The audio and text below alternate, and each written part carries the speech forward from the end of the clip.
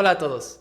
Este episodio de hoy es muy especial. Nos acompaña Rui Castillo, uno de los primeros clientes en Contayuda. Rui tiene 9 años de experiencia como consultor patrimonial y es socio fundador de Lignum, una empresa queretana que se dedica a la administración de patrimonio. Rui, muchísimas gracias por estar aquí con nosotros. Cris, encantado, feliz de estar en este episodio y agradecido de la invitación. De verdad, Rui, estábamos platicando antes de que empezara el episodio de temas de la política, ¿no? Todo lo que está pasando ahorita en México. Y es eso de finanzas, lo vemos en todos lados. O sea, aquí hablando de la política, pero también en los negocios y por supuesto en el patrimonio. Me gustaría que nos platicaras, por favor, un poquito más de eso, ¿no? ¿Cómo creaste tu negocio? ¿Cómo ha sido todo este viaje? Buenísimo, Cris. Pues yo te diría que como consultor patrimonial llevo ya casi una década. De hecho, yo no sé hacer nada más porque desde que terminé la carrera es lo que he estado haciendo, gracias a mi mamá que ya empezó en la industria de seguros. Yo estudié la carrera de finanzas, LAF, licenciado en Administración Financiera, y me gradué con una certificación de la MIB como asesor en estrategias de inversión. Y empecé a ayudarla a pues, crecer su negocio de seguros y yo de ahí me asocié en 2014 con otros financieros para crear Lignum, que hoy lo definimos como un pequeño multifamily office, es decir, los diferentes socios nos especializamos en distintas ramas dentro de la planeación patrimonial, ¿no? Entonces, hay quienes se especializan en la parte de seguros, otros más hacia inversiones, otros en el tema de retiro, hay temas, por ejemplo, sucesorios. Lo que buscamos es ayudar a personas y familias. Estamos muy enfocados en el mercado de profesionistas independientes para que puedan tomar decisiones patrimoniales que les ayuden a cumplir sus objetivos, ¿no? Y conectándolo con lo que decías ahorita sobre el tema de impuestos, yo diría que hoy la parte fiscal, tributaria, es una de las más importantes en la planeación patrimonial, porque como decía un profesor que yo tuve en el TEC y que tú también me imagino, el buen Chucho, pues ya nacemos con un socio hoy a un tercio de todo lo que generamos, ¿no? Entonces se vuelve muy importante, tiene una enorme relevancia el tema fiscal en todo lo que tiene que ver con la administración de nuestro dinero, nuestros recursos y nuestro patrimonio. Excelente, Rui. Y bueno, vamos a regresar un poquito a esto que me mencionas, el Family Office. Yo como contador, yo me topé con este término ya muy entrado en mi carrera y haciendo administración de impuestos y todo fue cuando empecé como a encontrarlo cuando investigaba sobre planeación fiscal para extranjeros. Entonces, para el público que nos escucha, nos está viendo ahorita, yo creo que es muy importante entender este concepto que es bien común en países desarrollados. En Estados Unidos es súper común, Singapur hay un montón, los chinos ya también han tenido como un desarrollo muy grande. ¿Por qué no nos explicas cuál es el concepto de Family Office, por favor? Buenísimo. Si lo traducimos a español, significa una oficina de familia, oficina familiar. Y en realidad, los primeros casos que vimos con respecto a estas unidades o estos despachos, empezó con familias que tenían muchos recursos, ¿no? Generalmente hablamos de familias millonarias que tienen tanto dinero que se podían dar el lujo o tenían la capacidad financiera para armar una oficina donde contrataban a un experto en inversiones, a un experto en seguros, o expertos en productos financieros, expertos contables, fiscales, un abogado, sobre todo que tuviera mucho conocimiento de temas patrimoniales. Y estas oficinas pues les ayudan a manejar todo su patrimonio, ¿no? Que si pensamos en estas familias que pues, son hasta, salen en las noticias, ¿no? Claro, Muy claro. acaudaladas, pues tienen imperios, ¿no? Con compañías, propiedades, fondos de inversión. La mayoría de ellos tienen recursos fuera del país en el que viven o tienen diferentes nacionalidades. Entonces se vuelve muy complicado la administración de todos esos recursos. Entonces por eso arman estas oficinas. El concepto se ha ido utilizando cada vez más para estos pequeños o micro despachos como el que nosotros tenemos para llevar este tipo de servicios o soluciones al pequeño y mediano ahorrador o inversionista o cliente, ¿no? Entonces, el objetivo es llevar la planeación financiera de algo que es muy específico. Por ejemplo, si tú tienes un vendedor de seguros que se especializa en seguros de gastos médicos mayores, pues es un asesor que se especializa en esa línea. O si tienes un asesor de inversiones, un banquero que trabaja para un banco, bueno, de entrada pues no es independiente porque forma parte de la estructura de un banco, pero se va a especializar solo en lo que el banco le da como digamos, lineamientos, ¿no? La idea hoy de estos despachos multifamily offices es tener soluciones que abarcan la mayor parte de las soluciones patrimoniales, ¿no? Y es a lo que nosotros queremos llegar. O sea, la protección patrimonial de la familia, ¿verdad? Correcto. Protección patrimonial de la familia. Esto va, Cris, desde temas como, por ejemplo, un fondo de emergencias, que la pandemia nos recordó la importancia de tener dinero como una reserva, dinero líquido, dinero que podamos disponer en cualquier momento, de algo tan simple como eso, hasta cómo voy yo a pasar mi negocio, la empresa que a lo mejor yo administro y que mi pareja y yo levantamos, a las siguientes generaciones. Cómo hacer esas transiciones, cómo distribuir el patrimonio, si tengo ciertas preocupaciones sobre cómo mis hijos van a manejarlo, bueno, hasta esos temas. Y pasando por, nosotros creemos que hay 4 pilares muy importantes en la planeación financiera. Planeación de protección, que es todo lo que tiene que ver con administración de riesgos, qué pasa si me quedo sin trabajo, qué pasa si tengo una enfermedad muy grave y atenderme en un hospital privado son cientos de miles o millones de pesos. ¿Qué pasa si mi fuente de ingresos desaparece? ¿Cómo voy a subsistir durante esos meses en lo que consigo cómo ganar dinero otra vez? Luego está planeación de inversión, que responde a una pregunta muy concreta. ¿Cómo creo riqueza? Porque hoy la riqueza la tenemos que ver no en función de tener ingresos muy altos o un patrimonio gigantesco, sino lograr acumular activos, bienes raíces, inversiones en bolsa, en planes de retiro, participaciones en negocios. Hay muchos tipos de activos que, si acumulamos suficiente, pueden un día generar suficiente ingreso, dinero que nos pagan como dividendos, rentas, de la forma que sea, para sustituir el ingreso de nuestro trabajo. Eso es para mí la libertad financiera, ¿no? Entonces, cuando yo le digo a mis clientes, ¿para qué invertir? Para que un día, si tú no quieres o no puedes seguir trabajando y generar el dinero con el que tú y tu familia subsisten, poder vivir de tu patrimonio, ¿no? Ese es el concepto. Y las últimas 2 son planeación fiscal o planeación tributaria, es el tercer pilar, que se vuelve muy importante, sobre todo conforme mis ingresos van subiendo, pues la carga fiscal muchas veces proporcionalmente es más fuerte, ¿no? Lo que pagamos como tasa efectiva. Y por último es lo que le llaman planeación de retiro o patrimonial, que ya es este tema de, bueno, pues si ya hice un patrimonio a lo largo de décadas, ¿cómo logro que me mantenga en la última etapa de mi vida? Y si queda algo, ¿cómo lo paso a las siguientes generaciones? Perfecto. Oye, y bueno, está bien interesante esto que me dices, que es ir por etapas y hay pilares. En Contayuda tenemos clientes, la mayoría está entre 26, como del late 20s, o sea, pegaditos a los 30 y pues ya como mediados de los 40 son la mayor cantidad de nuestros clientes, todos empresarios pequeños o profesionistas. Y una cosa que yo he notado es que tristemente los más jóvenes como que no tienen esta idea de cuándo empezar, ¿no? Hablabas ahorita de acumulación de patrimonio para que genere ingreso, famoso ingreso pasivo, ¿verdad? ¿Cuándo tú crees que sería lo mejor? O sea, ¿cuándo podemos, más bien la mejor edad para empezar, para hacer todo esto? Esa es una increíble pregunta y gracias por hacerla, porque yo te diría que para aquellos que tienen hijos, y tal vez habrá quien me diga que irresponsables, pero yo creo que hoy, y dadas las condiciones del mundo en el que estamos, el mejor momento para que alguien empiece a crear un patrimonio es que sus papás, desde que sus hijos son pequeños, empiecen a buscar cómo aprovechar el interés compuesto. Y aquí la clave es justo que si tú tienes una meta financiera, vamos a suponer que hoy una persona en México que tenga un ingreso mensual de 30,000 pesos, pues necesita tener un patrimonio entre 6 y 10 millones de pesos para que ese patrimonio le pueda sustituir esos 30,000 pesos mensuales. Estamos hablando de cantidades bien fuertes, ¿no? Pensando en cómo están las tasas de interés hoy y demás. Entonces, y sobre todo la variable de inflación que nos ha venido a mover muchas cosas, yo te diría que si una persona quiere juntar hoy de 6 a 10 millones de pesos y le quedan 10, no tiene ningún tipo de acumulación, le quedan 10 años, pues va a tener que estar ahorrando el 50 o 60% de su salario. Y para los salarios promedios en México eso es imposible, ¿no? Claro. Es muy difícil.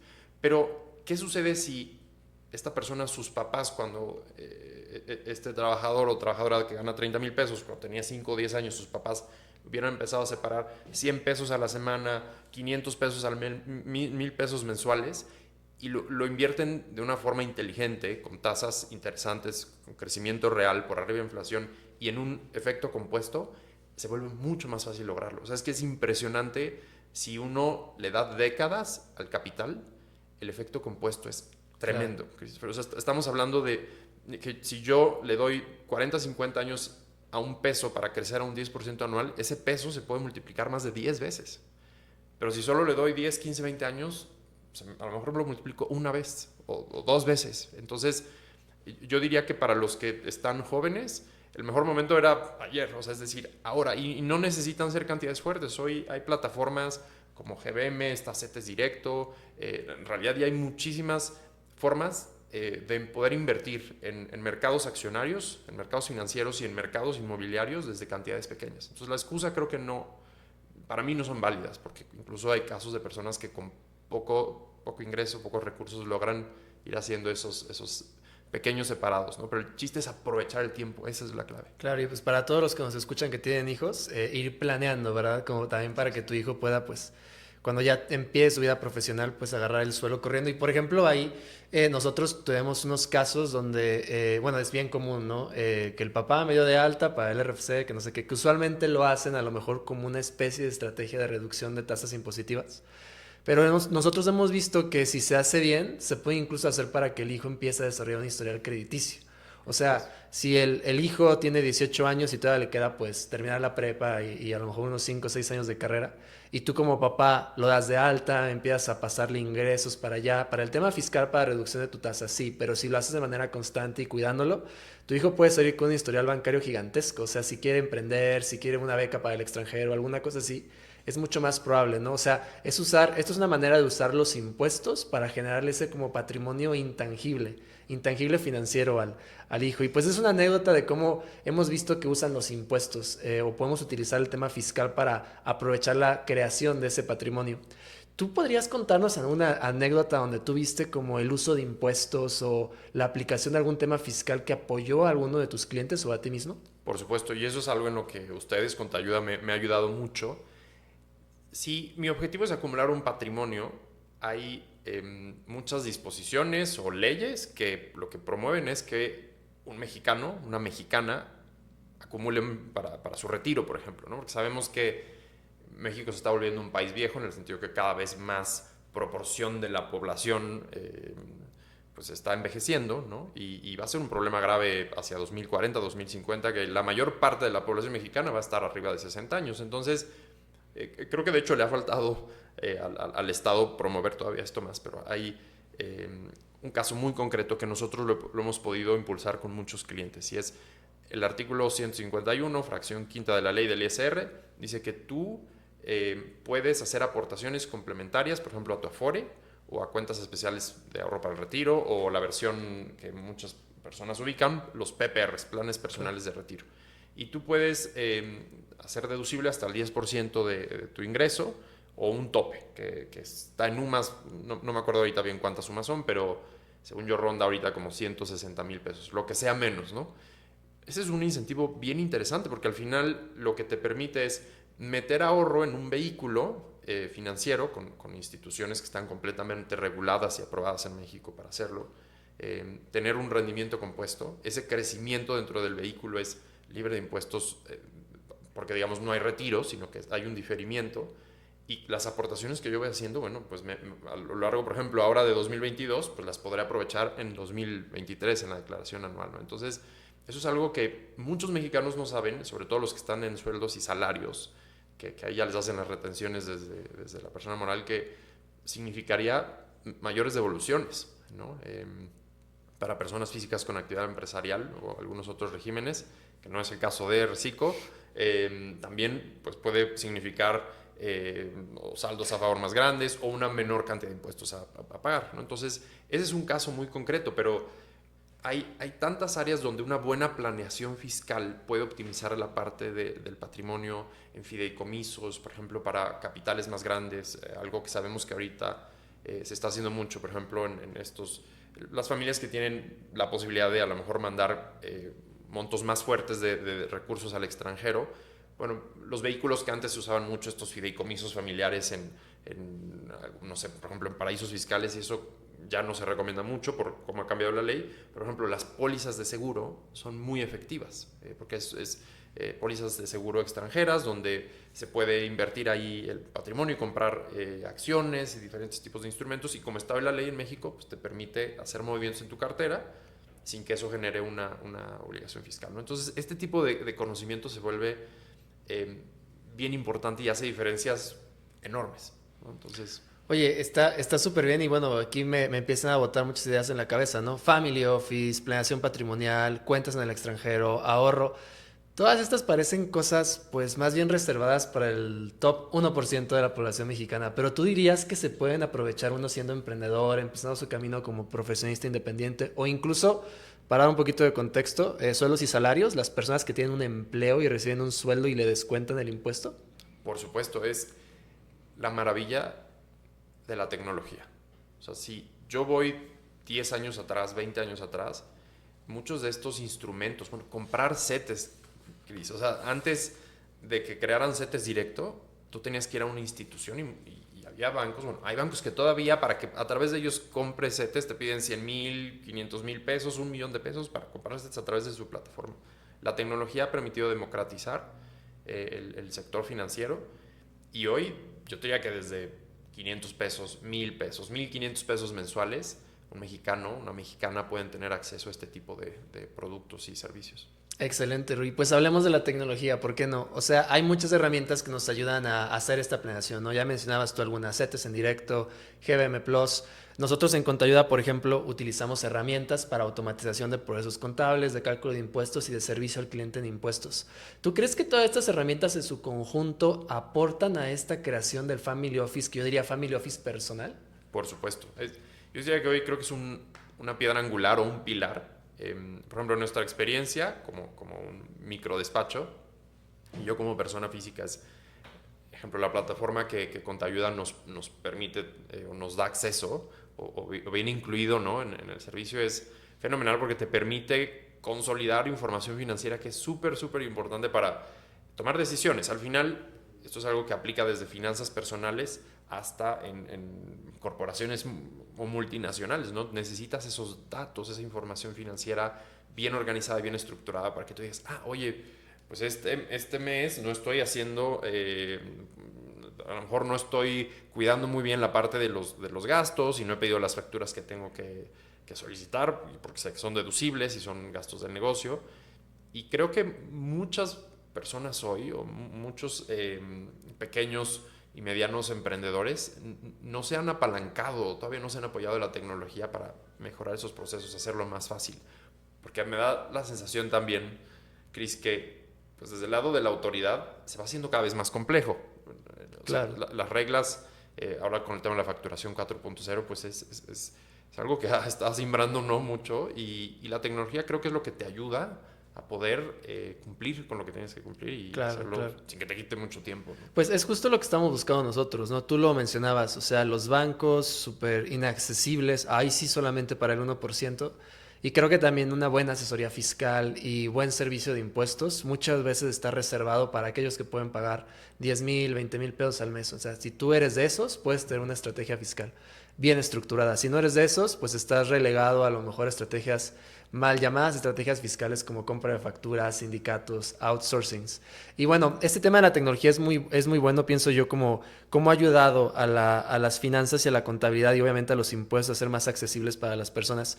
Y me gustaría como indagar un poquito más en esto, porque cuando tú fuiste nuestro cliente, cuando empezamos a hacerte tu servicio, yo recuerdo que tú venías, a pesar de que tú eres una persona pues muy dedicada y muy ordenada, venías con ciertos retrasos en temas de impuestos. Y bueno, yo recuerdo que cuando empezamos a hacer tus contadores, nos decías, yo no quiero que esto vuelva a pasar, o sea, no había comunicación, etcétera, ¿no?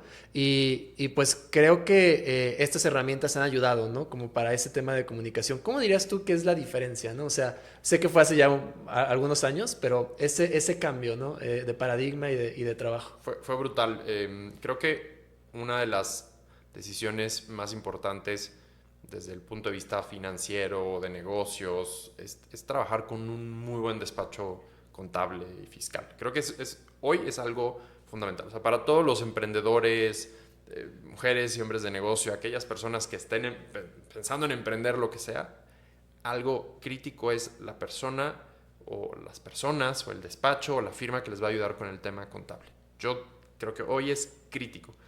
Y en ese sentido, para mí fue coyuntural empezar a trabajar con Contayuda porque había un serio problema con la persona que antes, ¿no? O el despacho que antes nos ayudaba de comunicación, fluidez en la información. La forma en la que trabajábamos era súper arcaica, ¿no?